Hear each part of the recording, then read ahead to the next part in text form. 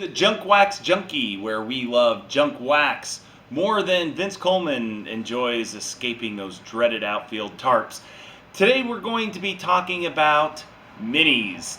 And the mini cards, kind of a mixed history on that. Back in the olden days when cards would be in cigarette packs or whatever, there was never really any uniform size. This kind of size right here would have been the size of a lot of the cards because they could fit neatly in a cigarette pack. Well, then over time, cards became more uniform, and then right around late 50s, early 60s, the size of cards became pretty much what we think of them now.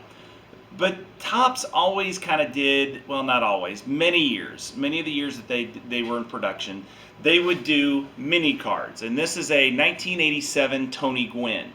And unlike the regular issue card that would have its career stats and how they break down every year, these cards would show that they were leaders. So they wouldn't make a card for every single person that was in their standard set. They'd have fewer numbers, 132 in some sets, 200 in other sets.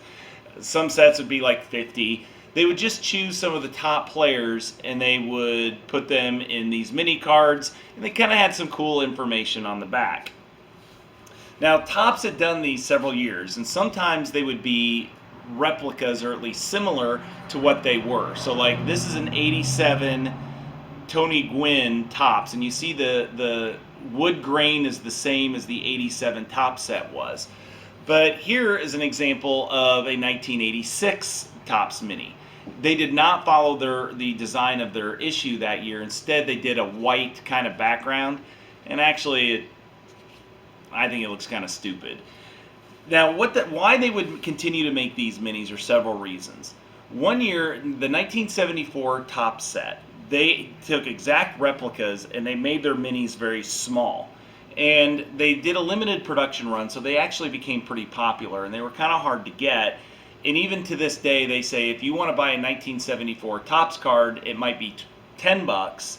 If it's mini, you're paying double. It's going to be $20. So a Robin Yount rookie card right now goes for like $40-50.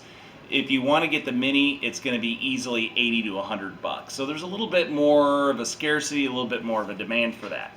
Now, never to be outdone by one of their rivals, Fleer also came out with a mini set, and they would use the same design. Like here's an 87 Fleer Keith Hernandez, which is the exact same design as the 1987 Fleer set. Here's a 1986 Jim Rice, same design. The only difference is they would put a different picture on the front. And this is actually a pretty neat picture of Jim Rice on there. But unlike Topps, Fleer would use the exact same background that they had on all of them. They put their yearly stats down and everything like that, so that really you're just buying the same guy and the same card. That just was a little bit harder. You had to get a magnifying glass out sometimes to read the stats. Now the Topps ones you could get anywhere. You could buy packs of minis, or you could buy the whole set, but sets were only sold to the dealers. The packs were sold to whoever, because Topps would sell to whoever.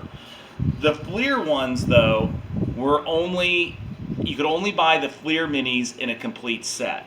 And they were kind of a neat novelty. A lot of people did as I did, which is buy the new pages and put them on display. But the minis were kind of a mixed bag. Some people really liked them, most people didn't.